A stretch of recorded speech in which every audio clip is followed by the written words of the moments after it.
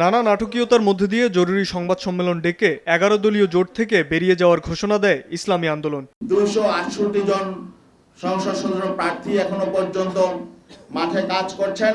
আমরা তাদেরকে নির্দেশনা দিয়ে দিয়েছি, তারা নির্বাচনে প্রতিদ্বন্দ্বিতা করবেন, একজনও তারা মনোনয়নপত্র প্রত্যাহার করবেন না।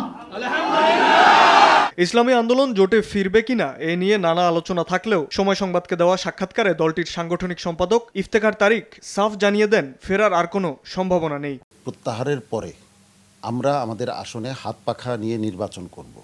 সেখানে কোনো সমঝোতা দিয়ে আবারও এই জাতীয় কোনো কূপে পা দেওয়ার ইচ্ছা আমাদের নাই। প্রস্তুতি নেওয়ার পর এবং পর্যালোচনা করার পর মতামত নেওয়ার পরে আমরা সিদ্ধান্ত গ্রহণ করেছি। অতএব আমি আর কোনো সম্ভাবনা দেখি না। এরপরেই জামাতের সহকারী সেক্রেটারি জেনারেল এহসান মাহবুব জোবায়ের জানান, 2-1 দিনের মধ্যেই ফাঁকা রাখা 47টি আসনে প্রার্থী দেবে 10 দলীয় জোট। চূড়ান্তভাবে যে আসনগুলো আনডিসাইডেড ছিল সেটা আজকে অথবা কালকের মধ্যে আমরা জানাবো, যেহেতু 20 তারিখ হচ্ছে উইথড্রয়ালের শেষ তারিখ, তো এর মধ্যে সিদ্ধান্ত হবে, আপনারা জানবেন যথাসময়।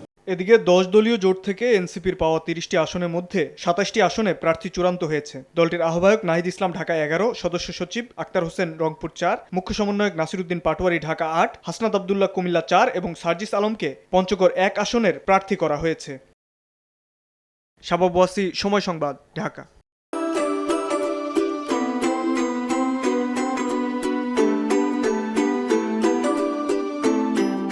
From Nestlé.